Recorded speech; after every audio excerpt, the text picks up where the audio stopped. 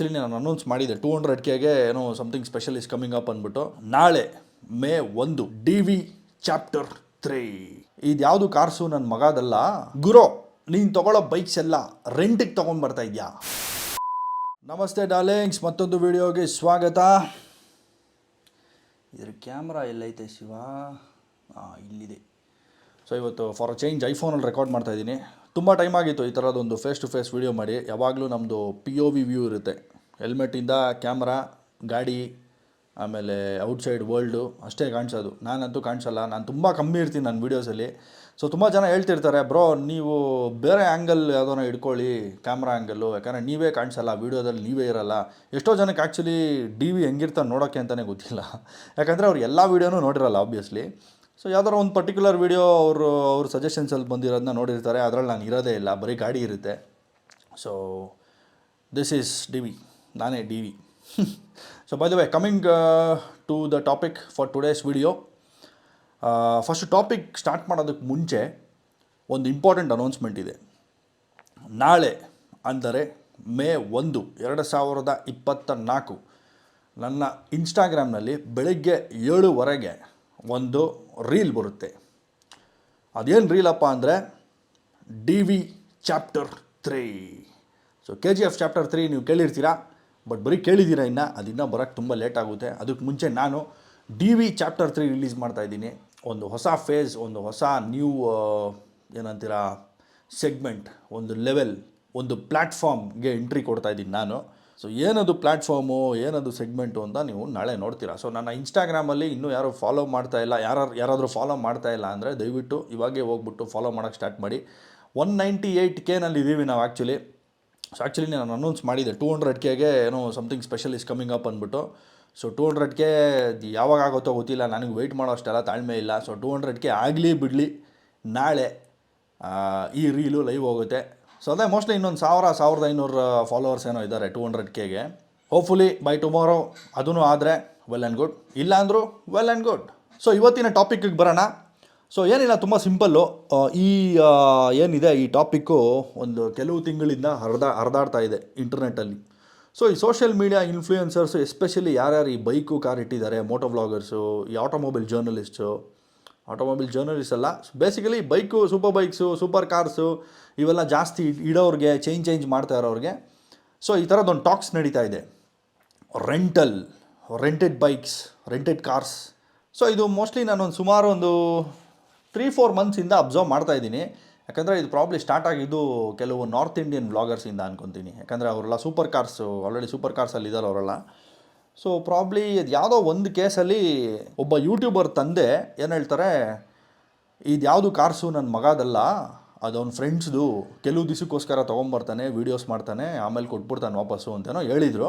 So probably ಅಲ್ಲಿಂದ ಈ confusions ಎಲ್ಲ ಸ್ಟಾರ್ಟ್ ಆಗಿದೆ ಅಂತ ಅನ್ಕೊತೀನಿ. ಬೇರೆ ಎಲ್ಲ ವ್ಲಾಗರ್ಸ್ಗೂ ಜನ ಏನು ಹೇಳ್ತವ್ರೆ, ಬೇರೆ ಎಲ್ಲೆಲ್ಲೋ ಕಮೆಂಟ್ ಸೆಕ್ಷನಲ್ಲಿ, ಓ ಇಲ್ಲ ಇವ್ರದ್ದಲ್ಲ, ಈ ಗಾಡಿ ಇವ್ರದ್ದಾಗಿರಲ್ಲ, ಇದು ರೆಂಟೆಡ್ಡು, ಈ ರೆಂಟ್ಗೋಸ್ಕರ ತೊಗೊಂಬಂದಿರ್ತಾರೆ, ಈ ಥರ ಸುಮಾರು ಟಾಕ್ಸ್. ನನ್ನೊಬ್ಬನಿಗೆ ಅಲ್ಲ, ಸುಮಾರು ಎಲ್ಲ ದೊಡ್ಡ ಯೂಟ್ಯೂಬರ್ಸ್ಗೆ ಈ ಥರ ಟಾಕ್ಸ್ ನಡೀತಾ ಇದೆ. ಸೊ ಈ ವಿಷಯದ ಬಗ್ಗೆ ನಿಮಗೆ ಕ್ಲಾರಿಟಿ ಕೊಡಬೇಕು, ಅದಕ್ಕೋಸ್ಕರ ಈ ವಿಡಿಯೋ ಮಾಡ್ತಾ ಇರೋದು. ಫಸ್ಟು ಇದನ್ನು ಹೇಳೋದಕ್ಕೆ ಮುಂಚೆ, ರೀಸೆಂಟಾಗಿ ನಮ್ಮ ವಿಕಾಸ್ ರಚಮಲ್ಲ ಅಂತ ಒಬ್ಬರು ಇದ್ದಾರೆ ಹೈದರಾಬಾದಲ್ಲಿ ಅನ್ಕೊತೀನಿ. So is A old player ಯೂಟ್ಯೂಬಲ್ಲಿ.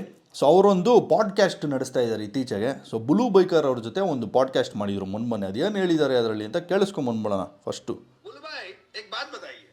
कंट्रोवर्शियल क्वेश्चन है. काफी मोटो ब्लॉगर्स है जो मोटरसाइकिल खरीदते नहीं है, बट शोरूम से ऐसा टाई अप रख लेते हैं कि मैं डिलीवरी वीडियो कर लूंगा, मोटरसाइकिल ले लूंगा, कुछ दिन चला लूंगा और आपको वापस दे दूंगा. तो ये मुझे तो लगता है कि स्कैम ही है, मतलब ट्रिक तो नहीं है. नहीं, क्यों स्कैम है बताता हूँ. देखो कि लोगों के लाइफ में ना बहुत प्रेशर क्रिएट हो रहा है. क्या हो रहा है, जब आप नया मोटरसाइकिल हर महीना या 2 महीने में ले रहे हो, तो लोग जो आपको देखने लगते हैं शुरू में, इनको मोटिवेट करता है कि देखो यार इस लड़के ने देखो कहाँ से, मतलब पहले 100cc मोटरसाइकिल चलाता था, अभी देखो 1000cc की चला रहा है. पहले वो मोटिवेट होते हैं. लेकिन जब आपके लाइफ में बार हर 2 महीने में 3 महीने में एक बाइक लेने लगते हो, मतलब हमेशा नया बाइक लेते हो, फिर ना लोगों को थोड़ा सा वो काइंड ऑफ इरिटेशन आता है. लोगों को लगता है कि अरे क्या यार, इनकी लाइफ देखो, सारे ये यूट्यूब कर रहा है, इसलिए देखो इनकी लाइफ इतना बढ़िया है, मेरा लाइफ तो झंड है. मैं तो सारा सुबह से लेकर शाम तक ऑफिस जाता हूँ, मैंने इंजीनियरिंग किया, मैंने डॉक्टरी किया. इवन डॉक्टर्स मुझे बोलते हैं, पता है कुछ कॉन्टेक्स्ट मुझे आता है कि मतलब गुरु भाई आप लोग सब कैसे कर पाते हो यार, यूट्यूब पे इतना पैसा है, हम लोग इतना मेहनत करके पढ़ाई वढ़ाई की और फिर वहाँ मतलब देखो ऐसे नहीं कि खाली नया कोई आदमी आता है और उसके आंखों में वो चमक आ जाता है कि मुझे यूट्यूब करना है, इनके जैसा पैसा कमाना है, वो बात नहीं। जो एस्टेब्लिश्ड प्रोफेशनल्स है, अब वो लोग भी इनसिक्योर फील कर रहे हैं, उनको लगता है कि यार हमारे लाइफ में कुछ नहीं हो रहा है, इनके लाइफ में तो नया नया मोटरसाइकिल आ रहा है।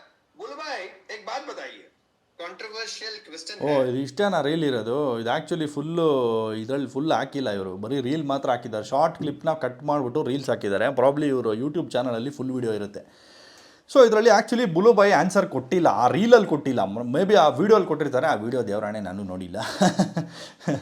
ಸೊ ನಾನು ನಿಮಗೆ ಆನ್ಸರ್ ಕೊಡ್ತೀನಿ.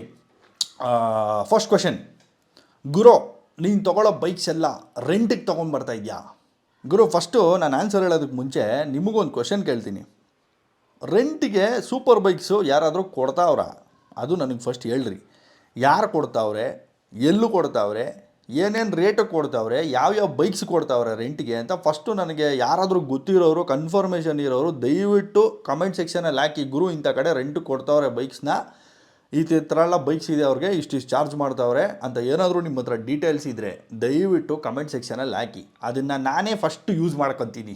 ನಮಗೇನು ಗುರು ಕರ್ಮ, ಅಷ್ಟೆಲ್ಲ ಲಕ್ಷಗಟ್ಟಲೆ ಬಂಡವಾಳ ಹಾಕ್ಬಿಟ್ಟು ನಾವು ಅದರಲ್ಲಿ ಬರೋ ಒಂದು ಸ್ವಲ್ಪ ಕಾಸಿಗೆ ಅಷ್ಟೆಲ್ಲ ಲಕ್ಷ ಬಂಡವಾಳ ಹಾಕ್ಬಿಟ್ಟು ವೀಡಿಯೋಸ್ ಮಾಡೋದಕ್ಕಿಂತ ನೀವು ಯಾರಾದರೂ ರೆಂಟಿಗೆ ಇಂಥ ಕಡೆ ಕೊಡ್ತಾವ್ರೆ ಗುರು ಗಾಡಿಗಳ್ನ ಅಂತ ಹೇಳಿದ್ರೆ ನಾನು ಅಲ್ಲೇ ಹೋಗ್ಬಿಟ್ಟು ರೆಂಟಿಗೆ ಇಸ್ಕೊಂಡ್ಬಿಡ್ತೀನಿ. ನೀವು ಹೇಳೋ ಥರನೇ ಮಾಡಿಬಿಡ್ತೀನಿ.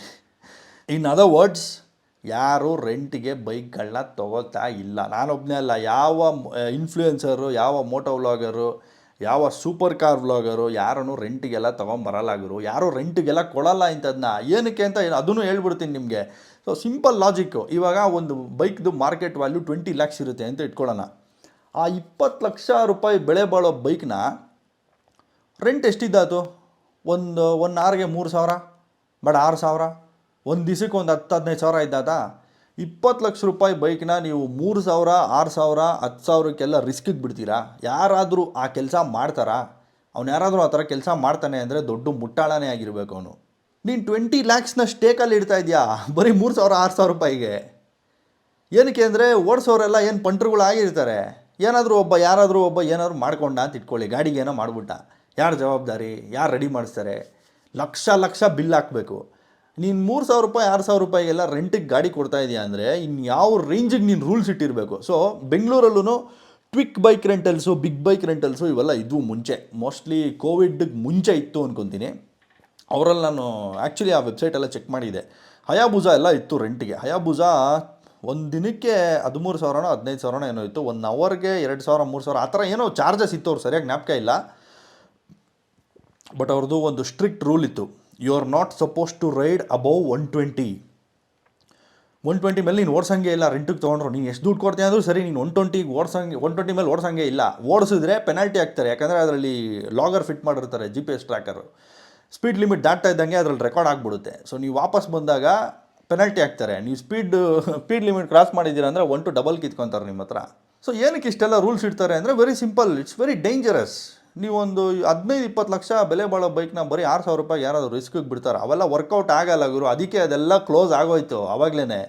ಯಾವ ಬೈಕ್ ರೆಂಟಲ್ಸು ಇವಾಗ ನಡೆಸ್ತಾ ಇರೋರು ಯಾರು ದೊಡ್ಡ ಬೈಕೆಲ್ಲ ರೆಂಟಿಗೆ ಕೊಡಲ್ಲ.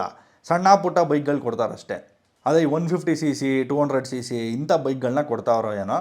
ಬಟ್ ಸೂಪರ್ ಬೈಕ್ಸ್ನೆಲ್ಲ ರೆಂಟಿಗೆ ದೇವರಾಣೆ ಅದು ಎಲ್ಲೂ ಕೊಡ್ತಾವ್ರೋ ನನಗೂ ಗೊತ್ತಿಲ್ಲ. ಹೇಳಿದ್ನಲ್ಲ, ಹಂಗೆ ಯಾರಾದರೂ ಕೊಡ್ತಾ ಇದ್ದರೆ ದಯವಿಟ್ಟು ಕಮೆಂಟ್ ಸೆಕ್ಷನಲ್ಲಿ ಅವ್ರ ಅಡ್ರೆಸ್ ಹಾಕಿ. ನಾನೇ ಫಸ್ಟ್ ಹೋಗ್ಬಿಟ್ಟು ಅವ್ರ ಹತ್ರ ರೆಂಟಿಗೆ ಇಸ್ಕೋತೀನಿ. I will stop buying motorcycles from ನಾವು. ಅಷ್ಟೊಂದು ಈಸಿಯಾಗಿದ್ದರೆ ನಾನು ಅದೇ ಕೆಲಸ ಮಾಡ್ಬೋದಲ್ಲ.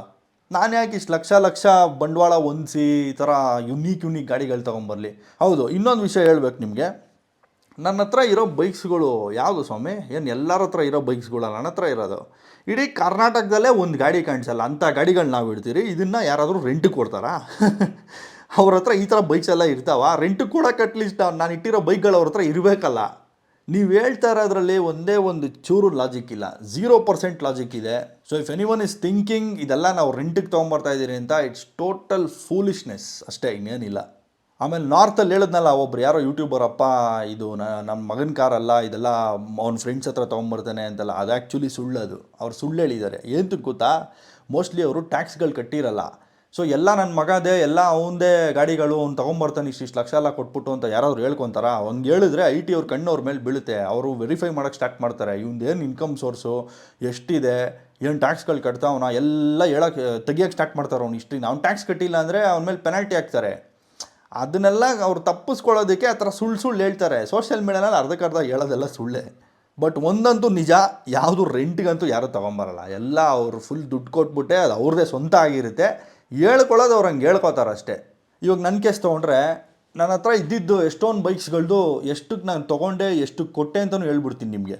ಸ್ಟಾರ್ಟಿಂಗ್ ವಿತ್ S1000RR ಇತ್ತು ನನ್ನ ಹತ್ರ 2018 ಮಾಡಲು. ಸೊ ನಾನು ಅದನ್ನು 18.5 ಲಕ್ಷಕ್ಕೆ ತೊಗೊಂಡಿದ್ದು.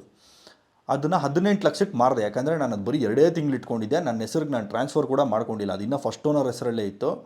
18.5 ತೊಗೊಂಡೆ, 18ಕ್ಕೆ ಮಾರ್ಬಿಟ್ಟೆ. ಅವಾಗ ಕ್ಯಾಶ್ ಕ್ರಂಚ್ ಇತ್ತು ಅಂದ್ಬಿಟ್ಟು ನಾನೇ ಹೇಳಿದ್ದೆ. ಆ ವೀಡಿಯೋಸ್ ಎಲ್ಲ ನಾನೇ ಮಾಡಿದ್ದೀನಿ ಅದಕ್ಕೆ ಏನಕ್ಕೆ ಸೇಲ್ ಮಾಡಿದೆ ಅಂತ. ಸೊ ನೋಡಿಲ್ದೇ ಇರೋರು ನನ್ನ ಹಳೆ ವೀಡಿಯೋಸಲ್ಲಿ ಹೋಗ್ಬಿಟ್ಟು ನೋಡಿ.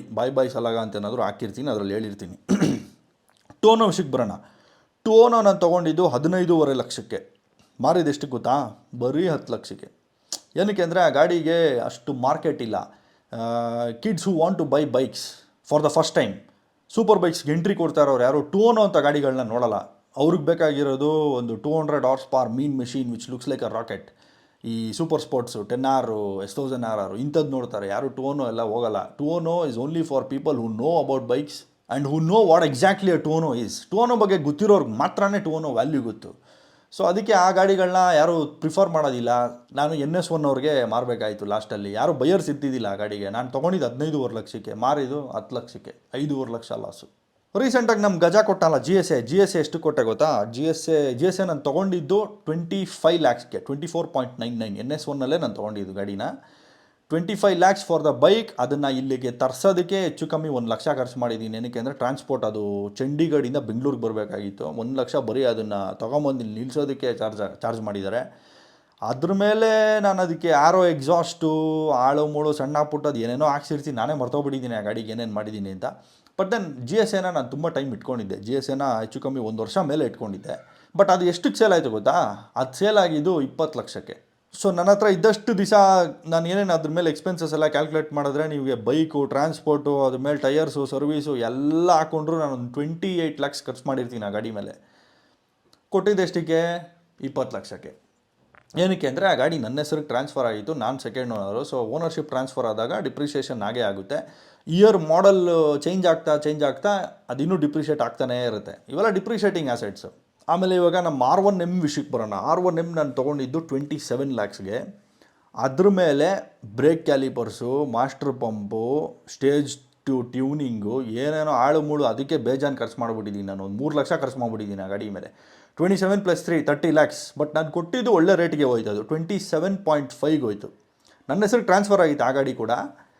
ಸೊ ಅದರಲ್ಲೇನು ಜಾಸ್ತಿ ಲಾಸ್ ಆಗಿಲ್ಲ. ಏನಕ್ಕೆ ಅಂದರೆ ಅವೆಲ್ಲ ಒನ್ ಆಫ್ ಒನ್ ಪೀಸ್ಗಳು. ನಿಮ್ಗೆ ಬೇಕು ಅಂದರೂ ಬೇರೆ ಗಾಡಿ ಸಿಕ್ಕಲ್ಲ. ಸೊ ಅದಕ್ಕೆಲ್ಲ ಮಾರ್ಕೆಟ್ ವ್ಯಾಲ್ಯೂ ಜಾಸ್ತಿ ಇರುತ್ತೆ. ಸೊ ಇವೆಲ್ಲ ನಾನು ಎಕ್ಸಾಂಪಲ್ ಹೇಳಿದೆ. ಈ ಥರ ನಾನು ಎಲ್ಲ ಬೈಕ್ಸು ನಾನು ತೊಗೊಳ್ಳೋ ಬೈಕ್ಸ್ ಎಲ್ಲ ನನ್ನ ಹೆಸರಿಗೆ ನಾನು ಟ್ರಾನ್ಸ್ಫರ್ ಮಾಡ್ಕೊತೀನಿ. ಅದಕ್ಕೆ ನಾನು ಕೊಡೋವಾಗ ಮಿನಿಮಮ್ ಅಂದರೂ 2-3 ಲಕ್ಷ ಲಾಸ್ ಆಗೇ ಆಗುತ್ತೆ ಪ್ರತಿಯೊಂದು ಬೈಕ್ ಮೇಲೂ. ನಾನು ಎಷ್ಟು ಜಾಸ್ತಿ ದಿವಸ ಇಟ್ಕೊತೀನೋ ಅಷ್ಟು ಖರ್ಚು ಮಾಡಿರ್ತೀನಿ ಆ ಬೈಕ್ ಮೇಲೆ. ಕೊಡೋವಾಗ ಅದಷ್ಟೇ ಕಮ್ಮಿಗೆ ಹೋಗುತ್ತೆ. ಸೊ ಇವೆಲ್ಲ ನಾವು ಫೇಸ್ ಮಾಡಿರ್ತೀವಿ. ಇಷ್ಟೆಲ್ಲ ಫೇಸ್ ಮಾಡಿ ನಿಮಗೆ ನಾವು ವೀಡಿಯೋಸ್ ಮಾಡಿ ಕಂಟೆಂಟ್ ಕೊಟ್ಟು ಹೊಸ ಬೈಕ್ಸ್ ತೋರಿಸಿ ಎಲ್ಲ ಮಾಡಿದ್ಮೇಲೂ ಕೇಳಿಸ್ಕೊಳ್ಳೋ ಮಾತು ರೆಂಟೆಡ್ ಬೈಕ್ಸ್ ಅಷ್ಟೇ ಅಲ್ವಾ? ಅಷ್ಟೇ ದುನಿಯಾ. ಏನೋ ಒಂದು ಸಿಕ್ಬಿಡ್ಬೇಕು ಗೂಬೆ ಕೂರ್ಸೋಕ್ಕೆ ಏನೋ ಹುಡುಕ್ತಾ ಇರ್ತಾರೆ ಈ ಹೇಟರ್ಸ್. ಪಾಪ ಎಲ್ಲರೂ ಅಲ್ಲ. ನನಗೊಂದು 1,00,000 ಜನ ನಾನು ಇಷ್ಟಪಡೋರಿದ್ದರೆ ಒಂದು 10 ಜನ ಯಾರೋ ಹಿಂಗೆ ಮಾತಾಡ್ತಾರೆ ಅಷ್ಟೇ. ಅವ್ರಿಗೆಲ್ಲ ನಾನು ತಲೆ ಕೆಡಿಸ್ಕೊಳ್ಳಲ್ಲ ಆ್ಯಕ್ಚುಲಿ. ಬಟ್ ಅದೇ ಈ 10 ಜನ ಏನು ಕೆಲಸ ಗೊತ್ತಾ ಇವ್ರದ್ದು? ಅವಾಗವಾಗ ಏನೋ ಒಂದು ಹುಡುಕ್ತಾ ಇರ್ತಾರೆ. ಇವ್ನ ಮೇಲೆ ಹೆಂಗೆ ಗೂಬೆ ಕೂರಿಸೋದು, ಇವ್ನ ಹೆಂಗೆ ಡಿಫೇಮ್ ಮಾಡೋದು, ಇವ್ನಿಗೆ ಹೆಂಗೆ ಕಂಡಮ್ ಮಾಡೋದು, ಏನಾದರೂ ಹುಡುಕ್ತಾ ಇರ್ತಾರೆ ಹೊಸವು. ಸೊ ಇತ್ತೀಚೆಗೆ ಈ ರೆಂಟೆಡ್ ಅನ್ನೋದೊಂದು ಪದ ಹಿಡ್ಕೊಂಬಿಟ್ಟವ್ರೆ. ಸೊ ಇವ್ರುಗಳು ಹಿಂಗೆ ಮಾತಾಡೋದ್ರಿಂದ ಪಾಪ ಬೇರೆಯವ್ರಿಗೂ ಕನ್ಫ್ಯೂಷನ್ ಕ್ರಿಯೇಟ್ ಆಗುತ್ತೆ. ಹೌದಾ? ಹಂಗಂದರೆ ಹೌದು ಇರ್ಬೋದು, ನಿಜ ಇರ್ಬೋದಲ್ವಾ? ರೆಂಟೆಡ್ ಬೈಕ್ಸೇ ಇರ್ಬೋದು ಇದು. ಏನಕ್ಕೆ ಅಂದರೆ ಇವ್ನು ಇಷ್ಟಿಷ್ಟು ಬೇಗ ಚೇಂಜ್ ಮಾಡ್ತಾನೆ ಗಾಡಿಗಳನ್ನ ಅಂದರೆ ಇದೆಲ್ಲ ಎಲ್ಲರ ಕೆಲವು ಮಾಡೋಕ್ಕಾಗಲ್ಲ ಗುರು. ಸೊ ಅದಕ್ಕೆ ಅವರು ಕನ್ಫ್ಯೂಸ್ ಆಗಿರ್ತಾರೆ. ಒಂದು ಸೆಕೆಂಡ್ ನಂಬಿರ್ತಾರೆ ಓ ಇರ್ಬೋದೇನೋ ಅಂತ. ಸೊ ಇತ್ತೀಚೆಗೆ ಸುಮಾರು ಮೋಟೋ ವ್ಲಾಗರ್ಸು, ಸುಮಾರು super car vloggers ಇವ್ರುಗಳ comment ಸೆಕ್ಷನಲ್ಲೆಲ್ಲ popup ಆಗ್ತಿತ್ತು. ರೆಂಟ್ ಕೆ ಲಿಯಾ ಹೇ, ರೆಂಟ್ ಮೇಲೆ ಲಿಯಾ ಹೇ, ಅದು ಇದು ಅಂದ್ಕೊಂಡು ನೋಡ್ತಿದ್ದೆ. ಸೊ ನಂದು ಹೆಸರು ಯಾರೋ ಒಬ್ಬರು ಇದ್ರಲ್ಲಿ ಹಾಕಿದ್ರು, ಏನಪ್ಪ ಸೂಪರ್ ಬೈಕ್ಸ್ ಫಾರ್ ರೆಂಟ್ ಈ ಪಾಡ್ಕಾಸ್ಟ್ ವೀಡಿಯೋನಲ್ಲಿ.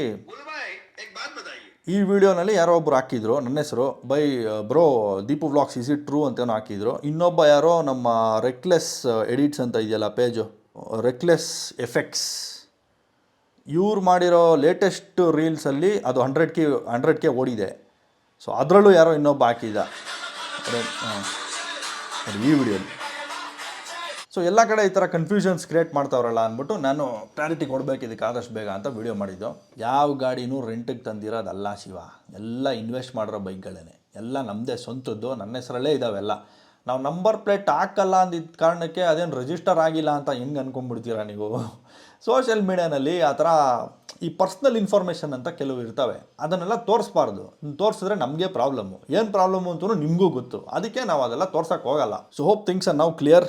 ಸೊ ನಮ್ಮ ಫ್ಯಾನ್ಸ್ ಯಾರಾದರೂ ಕನ್ಫ್ಯೂಸ್ ಆಗಿದ್ದರೆ ಈ ವಿಡಿಯೋ ನಿಮ್ಗೊಂದು ಕ್ಲಾರಿಟಿ ಕೊಟ್ಟಿದೆ ಅಂತ ಅನ್ಕೊತೀನಿ. ಆಮೇಲೆ ಹೇಳಿದ್ನಲ್ಲ, ನಾಳೆ ಬೆಳಗ್ಗೆ 7:15 ನನ್ನ ಇನ್ಸ್ಟಾಗ್ರಾಮಲ್ಲಿ ಚಾಪ್ಟರ್ 3 ಶುರು ಆಗ್ತಾಯಿದೆ. Man, let's do it, time two level up. So miss ಮಾಡ್ದಂಗೆ ನನ್ನ ಇನ್ಸ್ಟಾಗ್ರಾಮ್ ರೀಲ್ಸ್ನ ನೋಡಿ, ಚೆನ್ನಾಗಿರುತ್ತೆ. Goose bumps guaranteed.